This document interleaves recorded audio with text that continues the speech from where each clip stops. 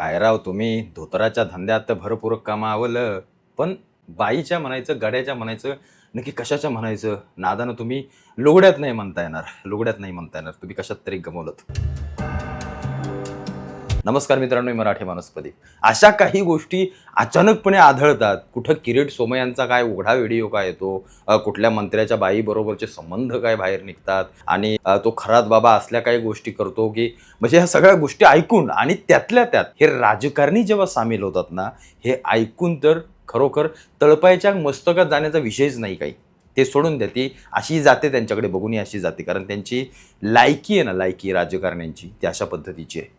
पण यांच्याकडे बघून ना हसायला येतं मला. तर काल जेव्हा मी म्हणजे खरातचा विषय घेतो चाललाय आपला, अचानकपणे हे झिरवळ आणि हिरवळ येऊन कुठून धडाकले काही समजलं नाही. जायला म्हणजे काय म्हणतात त्याला, अशी ब्रेकिंग न्यूज किंवा ब्रेकिंग न्यूज सोडून द्या, असं काहीतरी की खरोखर हसायला येतं. मी इतका हसत होतो पोट धरून.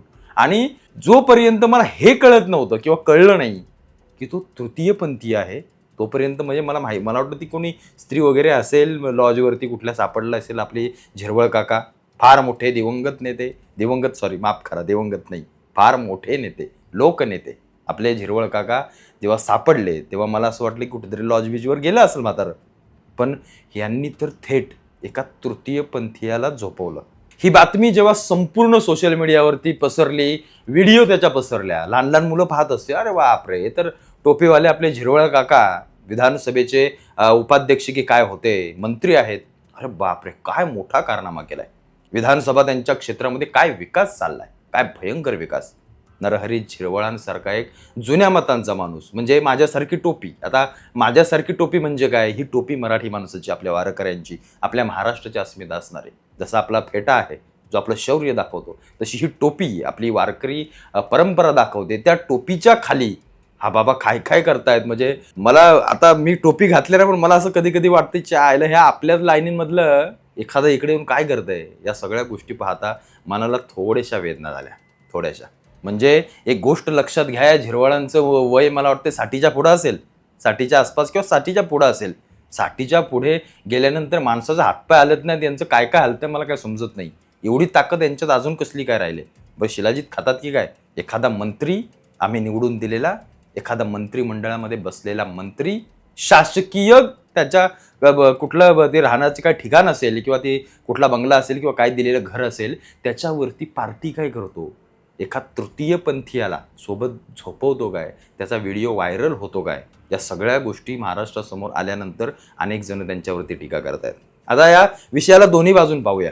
नरहरी झिरवळांनी जी काय हिरवळ आणली होती, ती हिरवळ काय बाई नव्हती, तो बाप्याच म्हणायचा त्याला. म्हणजे ते तलवारीवर तलवार घासा, आता ते मीम्स वगैरे येतात त्याच्यामुळे मी तुम्हाला सांगतोय, त्या अशाच पद्धतीचं काहीतरी असेल ते सगळ्या गोष्टी. पण एक गोष्ट लक्षात घ्या, या लोकांची हिंमत किती आहे.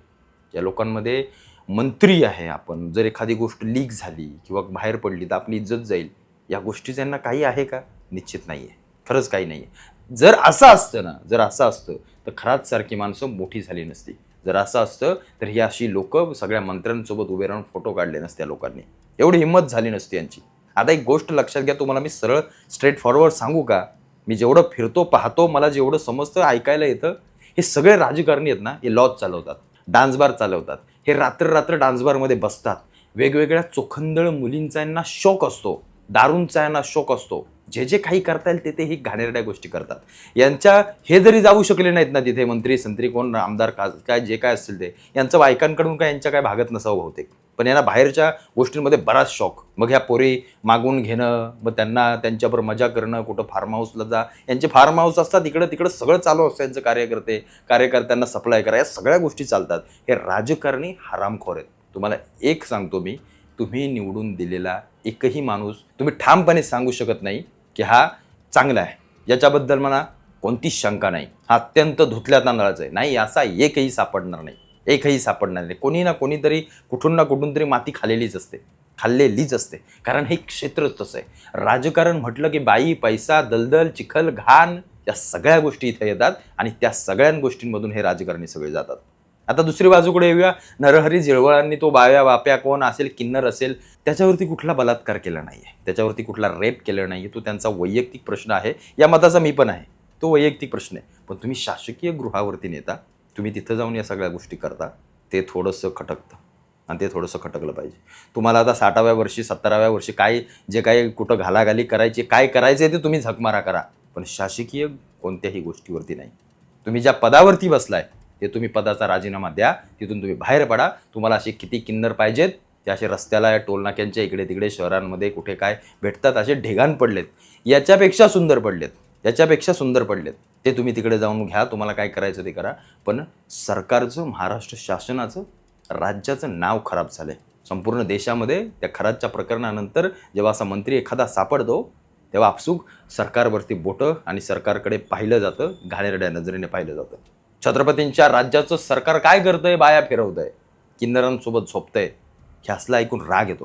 म्हणजे या झिरवळांनी इतकी वर्ष 3-4 टर्म काहीतरी आमदार आहेत, ते 3-4 टर्मच्या आमदारकीवर त्या किन्नरने पाणी फिरवलं जायला आणि झिरवळ अडकून पडले. पण तो व्हिडिओ बाहेर आला, कुणी काढला, काय काढलाय विषय आपण दुसरी एखादी व्हिडिओ बनवूच, निश्चित बनवू. पण कसं असतं, आता तो सापडला तो चोर. त्यांनी काय एक एक गोष्ट लक्षात घ्या, त्यांनी काय बलात्कार केला नाही, कुठं काय जबरदस्ती नाही केली, तो त्यांचा वैयक्तिक प्रश्न. अनेकांना अनेक शौक असतात. अनेकांना स्त्रियांमध्ये एकमेकांना शौक, लग्न करतात, पुरुषांमध्ये लग्न करतात. त्याच्यामुळे तो त्यांचा व्यक्ती स्वातंत्र्याचा प्रश्न आहे, तो त्यांच्या जवळ असो. त्यांनी काय असं काय चुकीचं आहे. पण एक मंत्री असल्यानंतर एक पॉलिटिकली जेव्हा रिव्हेंज या सगळ्या गोष्टी बाहेर पडतात ना, तेव्हा त्याच्या बातम्या होतात, त्याची न्यूज होते आणि या सगळ्या गोष्टी आपण ऐकतो, त्याची मजा घेतो, त्यांच्यावरती टीका केली जाते. निश्चित कुठे ना कुठेतरी राजकारण केलं जातं, त्याला वाढवलं जातं, ताणलं जातं, या सगळ्या गोष्टी केल्या जातात. पण नरहरी झिरवळांनी असल्या काही गोष्टी कराव्या असं म्हणजे मला तर आता हसायला येतं की किन्नर वगैरे खूप झालं, अतिच झालं. एखादी स्त्री वगैरे बाबा तुमची एखादी कोणी असेल प्रियसी वगैरे ते ठीक होतं, पण हे किन्नर वगैरे मंत्री ह्या वयात आणि असं टोपीवालं एखादं साधं म्हातारं, म्हणजे आपण असं विचार करतो अरे बापरे काय गावाकडची माणसं आहेत, साधी माणसं, अगदी सरळ सभ्य, पांढरी टोपी घालणारी, पांढरा शर्ट घालणारी लोक. म्हणजे आता मला लाज वाटायला लागली, मला लोक म्हणतील त्याला तूही तसाच आहेस, पांढरा टोपीवाला तू तसाच आहेस की काय. अशा सगळ्या गोष्टी म्हणजे काय बोलू आणि काय नाही असं झालंय. पण पुन्हा एकदा सांगतो की म्हाताऱ्याने धोतराच्या याच्यामध्ये सगळं कमवलेलं, बाईच्या नादानं सगळं लुगड्यात गमावलंय, एवढं मात्र नक्की. आणि येणाऱ्या काळामध्ये झिरवाळांची हिरवळ आणि झिरवळ स्वतः राजकारणामध्ये दिसतील की नाही हे सांगू शकत नाही. पण झिरवाळांचा कार्यक्रम करेक्ट कुणीतरी केलाय किंवा तो झालाय एवढं म्हणायला काही हरकत नाही.